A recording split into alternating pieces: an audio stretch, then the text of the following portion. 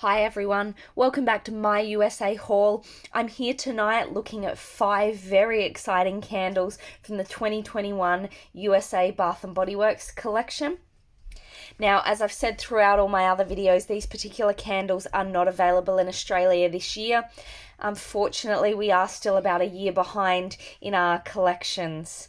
So in order to be able to pick up these particular candles, you'll need to either utilize a freight forwarder or have a look on eBay. I'm sorry to say that these particular candles won't be making it to my eBay store, and I'll explain why in a moment.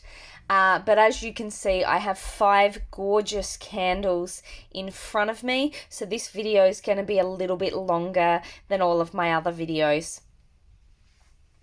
So just to clarify here, the 5 candles I've got in front of me are from the Alpine Specialty Lids collection, and you might already be able to see that there is something rather special about these candles.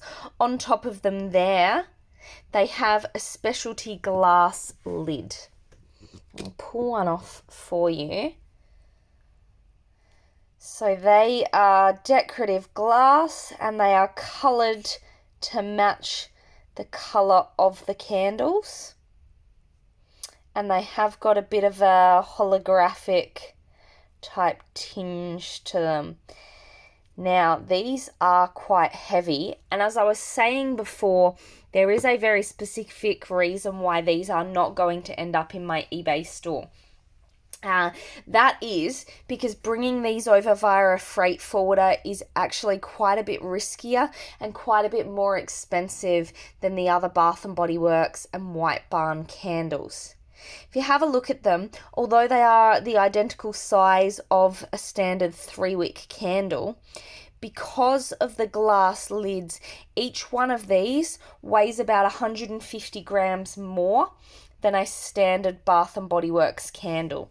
So I've got a Bath & Body Works lid over here, and if I hold that in my hand, there is a substantial difference in weight. So the candles themselves are the same size, but this lid is very heavy, beautiful weighted glass.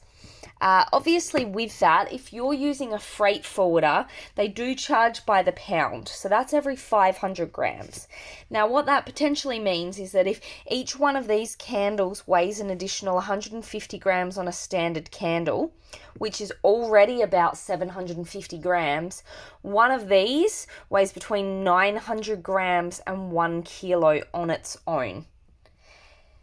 That means that for every lid in here, you are potentially adding quite a bit to the cost, because if you take the set of 5 candles, this is all the candles in the range, but if you're trying to get that over from a freight forwarder, you're looking at potentially an extra 2 pounds of weight. And keeping in mind that if you're using a method such as FedEx or DHL to bring these over, which chances are because of weight you would be, you could be paying up to $30 for those extra 2 pounds. And that, with our terrible exchange rate, translates to almost an additional 10 Australian dollars per candle, if we're assuming that it could be up to 50 Australian dollars for the 5.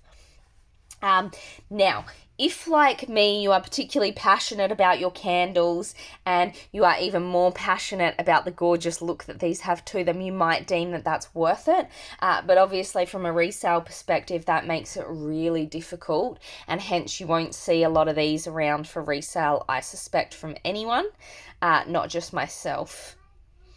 Now, one of the particular reasons I'm quite excited about these candles here is that I've said through and through in a lot of my videos that quite a few of the designs simply don't match my color scheme. If you, like me, have a particular color scheme in mind, as you can see with these beautiful candles, they might really work for you because they are a completely colored glass jar with the matching coloured lid on top. Now, I'm sure some of you have been looking at my videos and wondering what on earth colour scheme I am doing this year, and the answer to that is that I'm doing pastel colours. So this mint green here, the light blue and the pink are going to take pride of place on my mantle, and that was probably always going to be the case regardless of the scents. now that I have previously smelt all of these, those 3 candles also happen to be my personal favourites. So it's worked out really well for me with that regards. So what I'm going to do is I'll take you through each of the scents here. They are quite different scents to some of the other Christmas candles, and a couple of them there are sort of candles that do repeat throughout the year. So we've had the sugared pomegranate earlier in the fall range this year, and back when we had lots of the bakery range earlier in the year, we did have iced blueberry biscotti. So those are repeat candles in comparison to the other 3 here, which seem to be more seasonal scents. So if I pick up this beautiful deep red one here, sorry, I do have to support it. It is noticeable that they are quite a bit heavier. This beautiful deep red one here is cinnamon and clove buds. And if I'm looking at that label, I think that would also come off pretty easily if you really did want a completely plain candle. But it doesn't really detract too much. And from a distance, you can't even really make out that it's a snowflake. So to be honest, even at a time of the year that isn't Christmas, you'd potentially still be able to use these candles up on your mantle.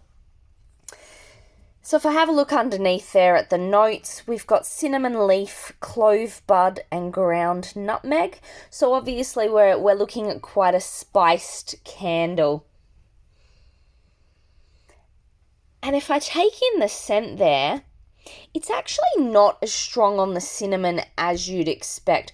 The throw for this candle cold is definitely not as strong as some of the other spiced scents, and I believe that's because it doesn't have the vanilla or other bakery notes to carry it.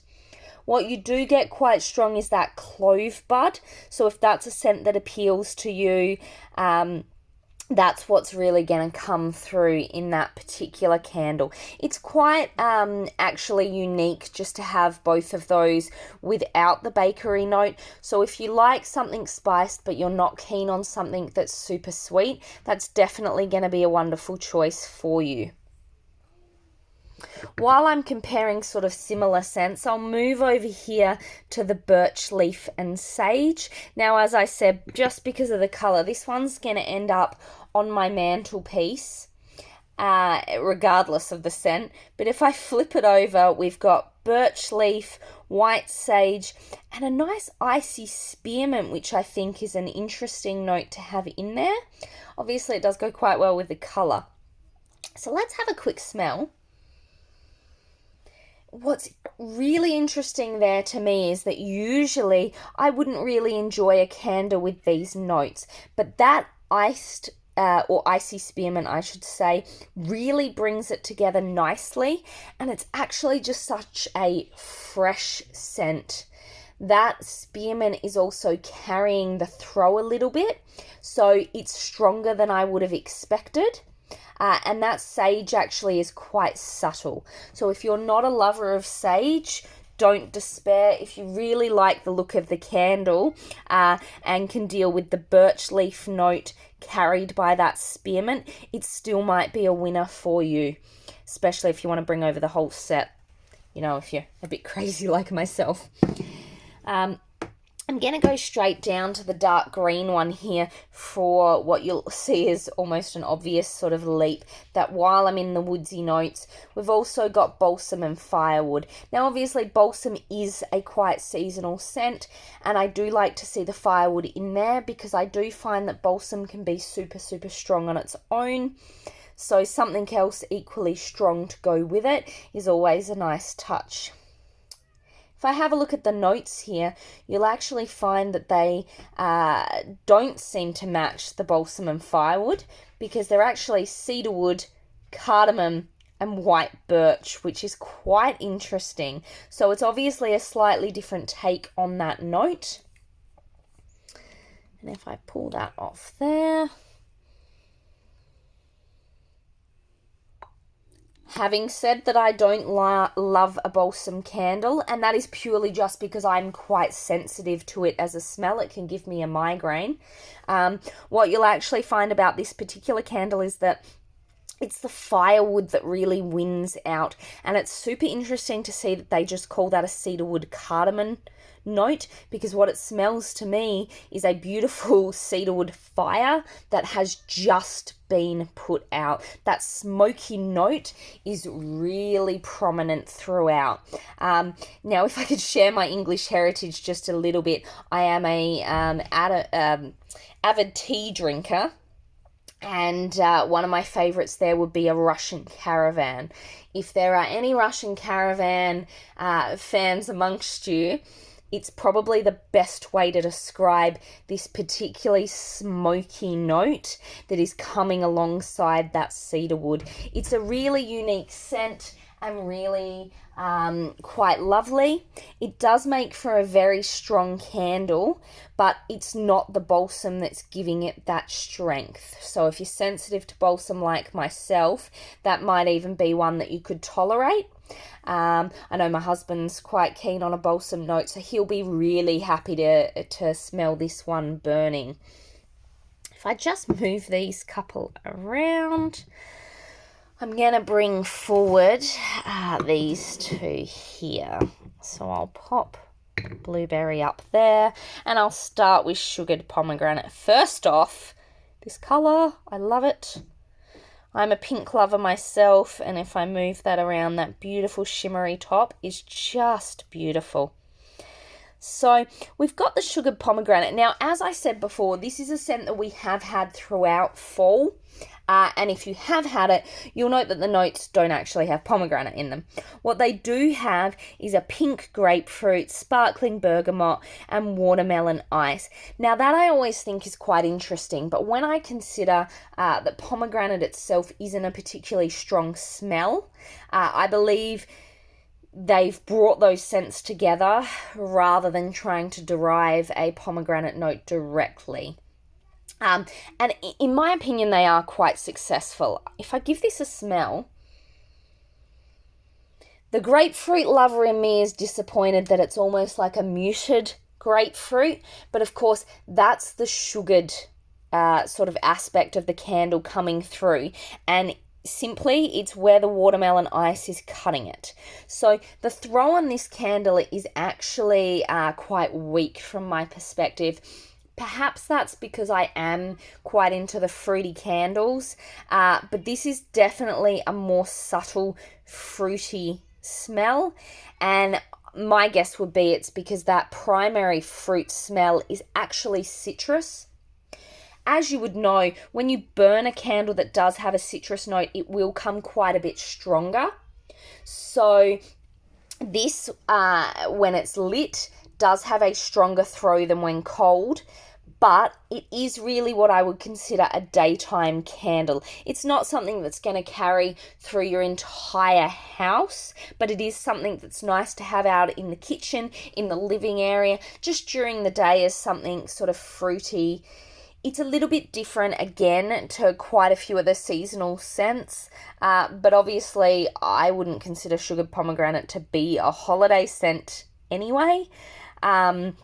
So that's potentially why. In Australia, especially if you're somewhere in the country that's quite hot, that's going to be your perfect Christmas Day candle. And again, if like me, you're crazy and you're doing a bit of a specific colour scheme and going with those colours, it's just gorgeous. I'm going to stick that straight up on my snowflake pedestal, and it's going to take pride of place on my mantle.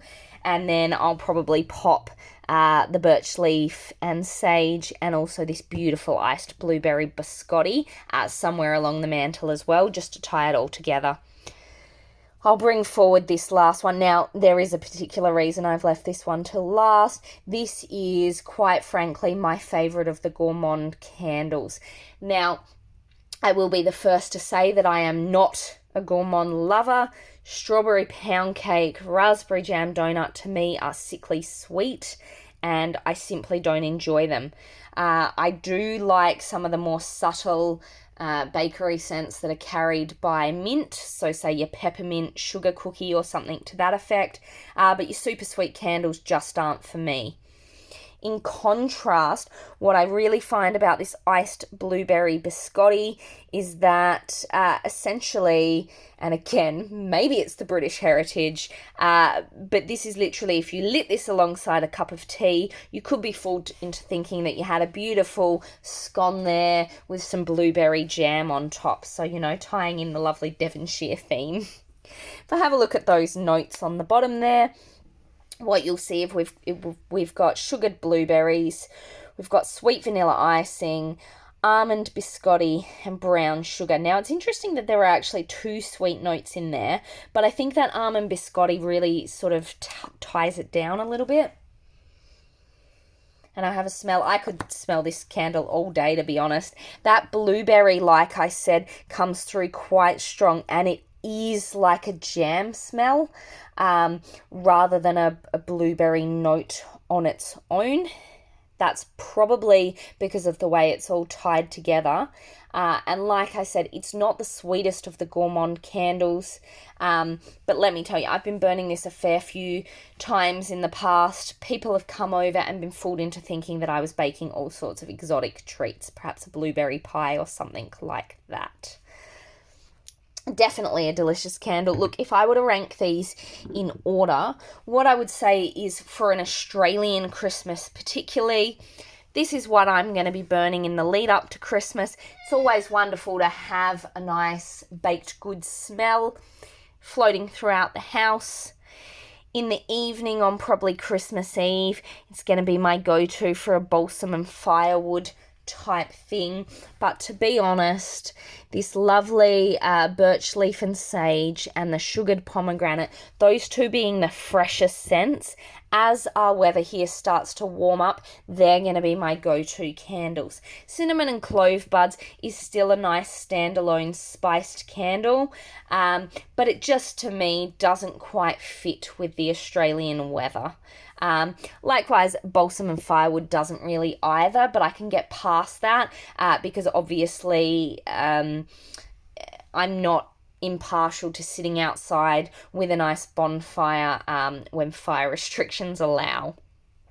Anyway, as it is, I have waffled on about these gorgeous candles for almost 18 minutes.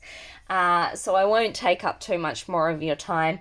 Just a quick friendly reminder as a last port of order is that when I flipped these over, I was reminded that in addition to the additional costs bringing these over from a freight forwarder, you are looking at a higher per candle cost unless you can pick them up on a flat price sale.